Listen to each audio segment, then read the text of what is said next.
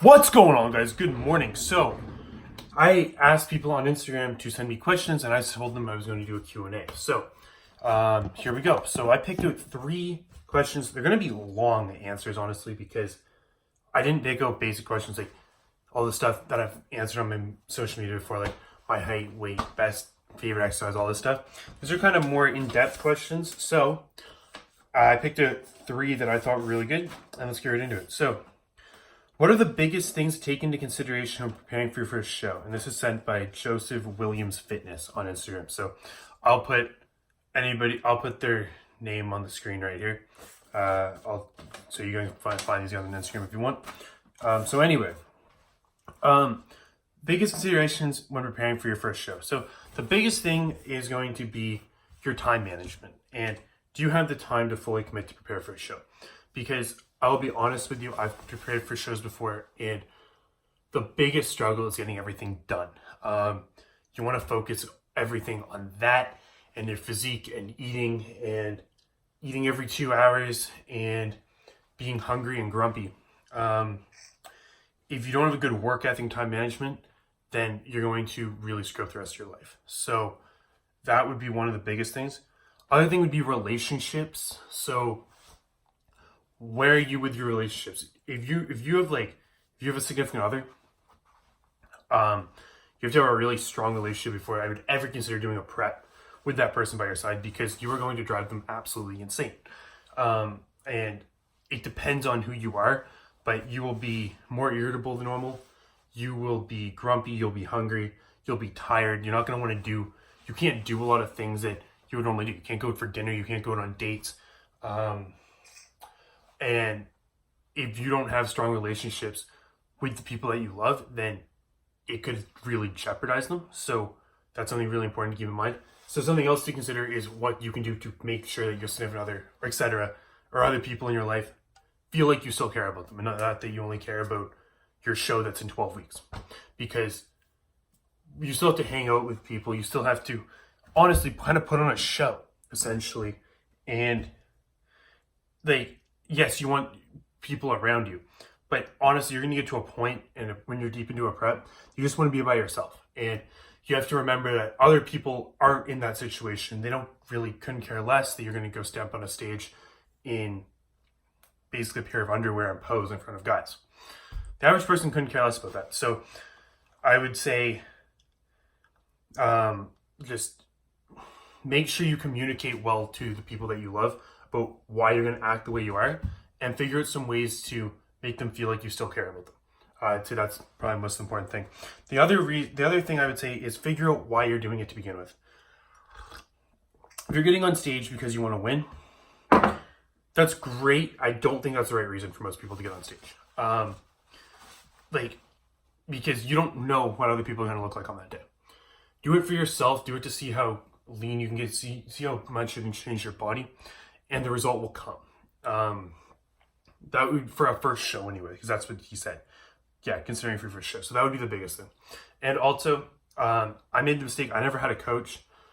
Well, I did for my last one, sort of, but I would say get a coach, or get somebody to look over you and analyze it, and they can be brutally honest with you. Because I'll tell you what, a lot of people are not honest with themselves, for good and bad. I was the opposite. I always thought I looked worse than I did. But I know other people that think, oh my goodness, I'm like 6% body fat. And it's like, no, and I'm just holding water or whatever. And it's like, no, you're actually just still fat. And not like fat, but like, they're not 6% body fat. They're probably like 12. And you can't get on a bodybuilding stage at 12% body fat. Just, well, you can, if you're just not going to do well. So those would be the biggest things. So make sure you have good time management, relationships, make sure you have good communication, figure out ways to still show the people that you love that you care about them. And lastly, have somebody watching over you, or get a coach, and have a good goal, have a reason you want to do it besides just getting a trophy. So hopefully that answers that question. Okay, what is your opinion on CBD oils? This comes from ryu.bodybuilding. So personally, I've never used CBD oils. I know a lot of people that do. I don't really use any hemp products in general, or marijuana products. It's not for me. I have nothing against them. The CBD oil, I've heard amazing things about it. I'm actually tempted to give it a try because I've heard it helps a lot with sleep, which I've had some issues sleeping lately. And I've heard it helps a lot with just anxiety and just pain in general. So like nagging injury, stuff like that helps heal them. So I've heard really good things about it, but I can't really speak on it that much considering I've never used them. But I might give them a try in the near future and give you guys a review. But if you guys have any information on that, link it down below. Let me know what you guys think about it, because I've heard amazing things about it. It's not something I've ever experimented with. And it's not really honestly anything I'm that interested in, because I just don't like it in general. And that brings me on to my next question. What's your opinion on marijuana and bodybuilding? Honestly, I think it's the same as any other recreational drug. If you do anything in moderation, I don't think it's that bad. I think if you're doing something every day, it's a problem. I don't know, if you smoke a joint or whatever, have an edible or whatever, and let's say every night or whatever, before you go to bed, or maybe like a couple times a week, I don't think that's the end of the world whatsoever. Like, is it going to be good for your gains? No. I don't think, like, people have this weird misconception that like marijuana is good for you, all this stuff. It's still a drug, guys. It's still a recreational drug. I think it's better for you than drinking. I don't think the smoking aspects of it is very good, but I don't think it's any different than alcohol, any other recreational drug. If you do it in moderation, you don't have a problem with it, it's not impacting other aspects of your life, then go for it. But I'm not going to sit here and say it's healthy for you either. So hopefully that answers your question. Okay. What keeps me going every day? This is a difficult and interesting question because, sorry, the CBD one and the marijuana kind of just put together. Marijuana one, the person wanted to keep anonymous, so I didn't include their name. So anyway, what keeps you going is by, oh my god, Presiado 2091. Sorry if I totally just butchered your name. What keeps you going? Honestly, I assume you guys mean athletic wise and in the gym. And for the gym, going to the gym every day, I don't have to motivate myself to go. Something I love to do. I look forward to. It's one of my favorite parts of the day. But what keeps me going in other aspects of my life is probably more related to how most people feel about the gym. Sometimes you just feel like you don't want to do it. Sometimes you feel like you're not getting the results you want. Sometimes you're not getting the results you want. And there's good reasons for it, because you're not working hard. You're not following a plan. You're not following a set schedule. So have a schedule, have a plan, and have a goal that is more than a year away. Have set goals that are daily, monthly, weekly, yearly goals. So today, for instance, my goal when I go to the gym is, when am I training? Legs.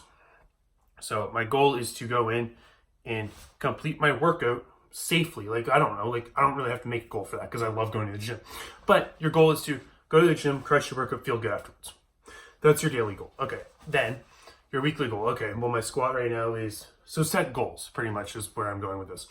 But right now I squat, 375, which freaking sucks. So my goal is to go to the gym and crush legs once every 3 days so that I can get to a 405 squat. Right? Like, you need goals, you need things that are going to keep you motivated. And when you get to a point that you're stagnant, it's going to drive you crazy. So when you get to that point, you have to switch things up. Try something different. You really have to just enjoy training. Find a way to train that you enjoy it and you love it and you look forward to it. That's the only way to ever stick to anything. It's no different than your job. If you have a job you hate, you're never going to want to get up and go to it. Except maybe you get the paycheck. But like, if you have a job that you love and you're passionate about it, it's not a struggle to wake up in the morning and go do it. So hopefully that makes a little bit of sense.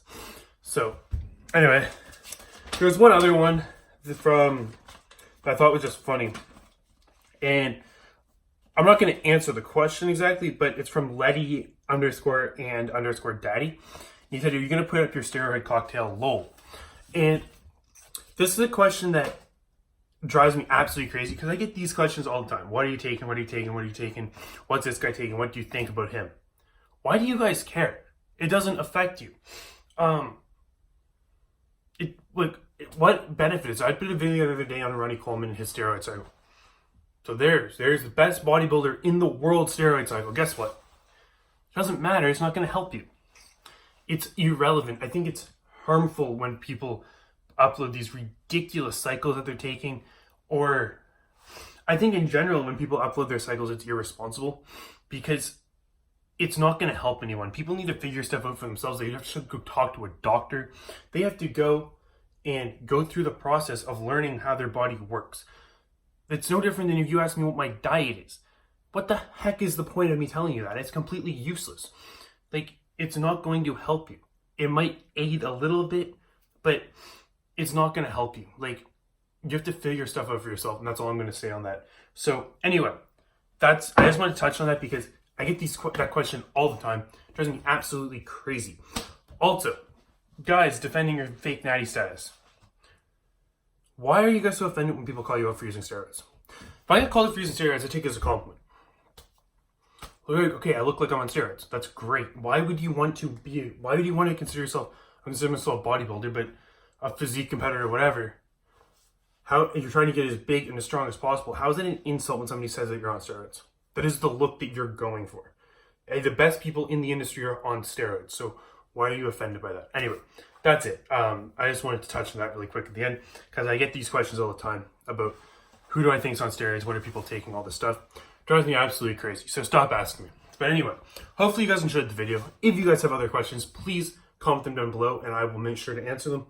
And I am going to do another video with another Q&A on some other topics because it's already a really long video. So anyway, I appreciate all the support. Like, comment, subscribe, and I'll talk to you guys soon.